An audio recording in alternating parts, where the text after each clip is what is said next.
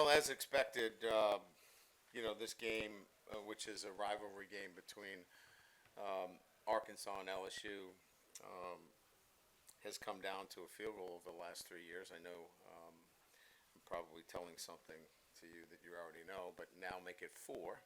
Um, it's just the nature of two teams that in proximity playing for a rivalry trophy.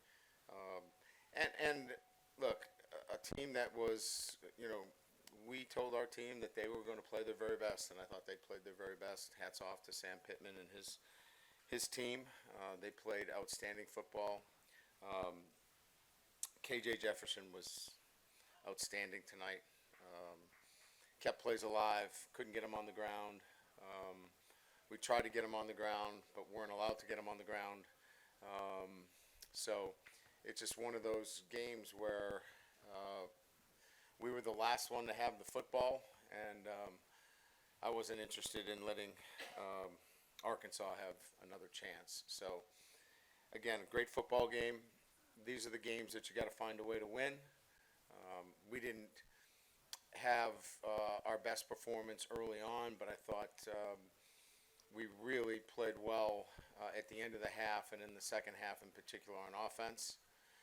And defensively, there's a lot that has to continue to get better, and most of them are self-inflicted wounds that are going to have to get better as we go on the road these next 2 weeks. But all in all, happy with the victory. Again, anytime you're playing an SEC opponent and one that is highly motivated to come in here, we're very happy with the win. So with that, we'll open it up to questions. Ryan, specifically with Jaden, what do you think maybe sort of clicked for him there at the end of the first half, and what was causing possibly to struggle early on? Yeah, he was out of rhythm. If you watch him a little bit, his drop was a little bit off, and then he was rushing into his throws, and then we just kept reminding him about picking up his rhythm, being a lot quicker, which is how he played and has played. And once he was able to speed up his drop, he was in much better rhythm, and it took off from there. His third quarter drive was one of the best, that, if not the best. I don't know where the feedback's coming from. Okay. If it wasn't the best, I can't remember a better drive. They did everything in that first drive of the third quarter. They ran cover two and tried to trap it. They ran man, overhang stunts, and he was outstanding. His precision, his decision-making, protection checks, delivering the ball. And that's what we expect to see from him, and he played to a high standard in the final three quarters. And we needed it, obviously. Hey, Coach, right here. You guys obviously know what you had in Malik Neighbors, and he's had a really strong start to the season. But what can you say, I guess, about Brian Thomas, who's had a really resurgent year for him as well, and just kind of that 1-2 punch that you guys have at receiver there? Yeah, I mean, we gave him the game ball. We thought the plays that he made, the big plays, really, if you watch carefully, they were bracket covering Malik. They had man-to-man plus the safety inside out with the linebacker low or drop. So sometimes they had three. So we had to find alternatives. And again, Brian Thomas stepped up big for us, made some big plays down the field. And we still were able to shake Malik loose on some over routes that got him out of some of those double coverages. And then when we did get one-on-one, like in the fourth quarter, we got the one-on-one coverage, he threw a dime and dropped it right in there. So it's really about the quarterback making great decisions and then finding these talented receivers and then making plays. Ryan, the roughing the passer call happened right in front of you. Did you think it was legit or not? Well, however I answer this question, I put myself in a very difficult situation. All I can tell you is that there was no blow to the head. There was no blow to the neck area. He thought it was unnecessary. My response was, he's 252 pounds. You try to tackle him. We couldn't get him down on the ground. You can't bring a rope out there. And he was not trying to, do anything else but try to get him on the ground. So, our supervisor officials will look at it, we'll send it in, and we'll get some kind of response from them. Coach right here, Logan Diggs, 14 carries. Can you kind of talk about, though, that last drive, just him being able to get those tough yards, and I know that's something y'all have really been looking for. Yeah, I would agree.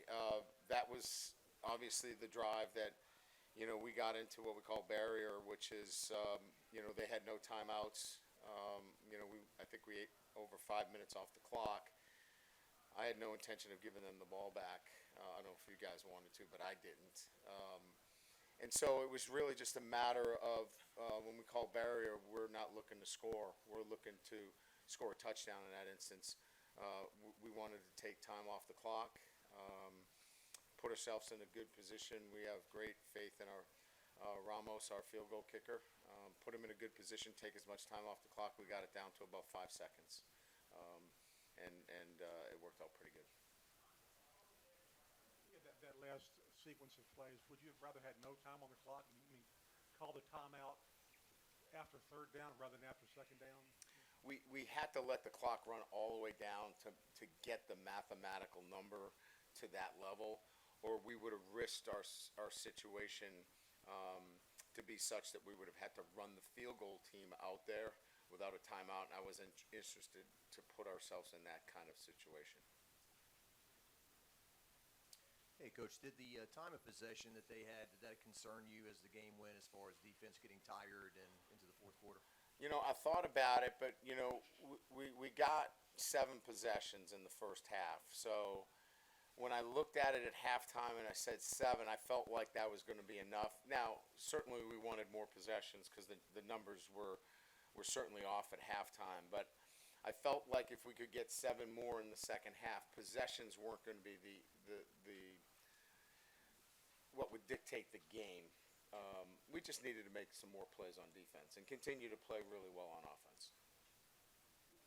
Coach, over here, the phrase "see ball, get ball" is used with Harold Perkins a lot. Are you seeing that kind of from Whit Weeks, and overall, what do you think of his emergence as a starter? I think this is his second start. It's hard for me to dissect the game from the sideline, but he's active. Obviously he impacted the game in a positive way. The running game, from the running back standpoint was not a factor. The quarterback was a factor.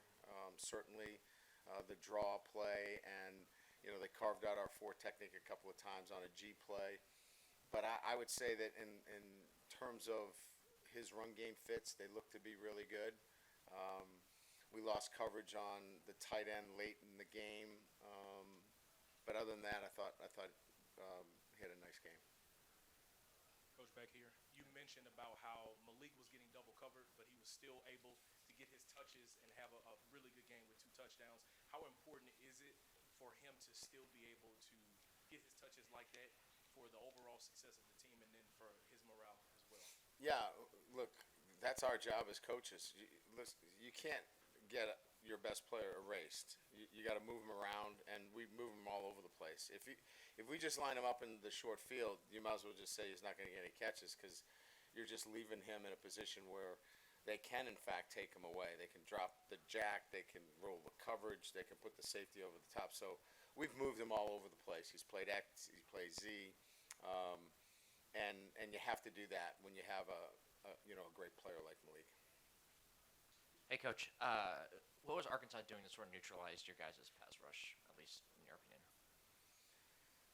Well, I think we brought mostly a 3 and 4 man rush. When we brought 5, we were able to influence the pass rush a little bit. But we had a hard time, getting him on the ground. I wasn't that concerned about the lack of a pass rush as much as I was, we didn't do a great job of getting him on the ground. So when we had chances and he got out, we missed tackles. We're young at that position, and it's an area that, we know who we are. We got to get a big guy like that on the ground. Coach, that's time for 2 more seconds. here. Yeah. After the alma mater, you can hear the guys say, throw up your threes. Just how motivated was this group to play for Greg today? Oh, they've been motivated for Greg. He's one of our captains. He's somebody that our players love. He's in their thoughts. He's in their prayers. And as you know, we were the number 3 on our helmet, as did.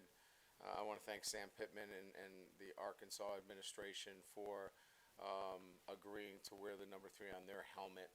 It says a lot about the class that they showed in honoring Greg today. He's on everybody's minds, and we're praying for him.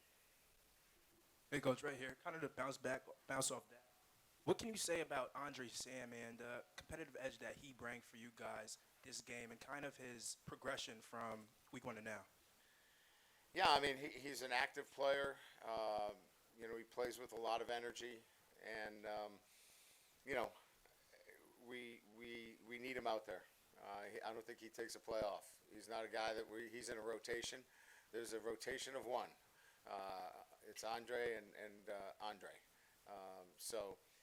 Again, he's a guy that we're counting on, and he's going to continue to get better. Good. Thank you.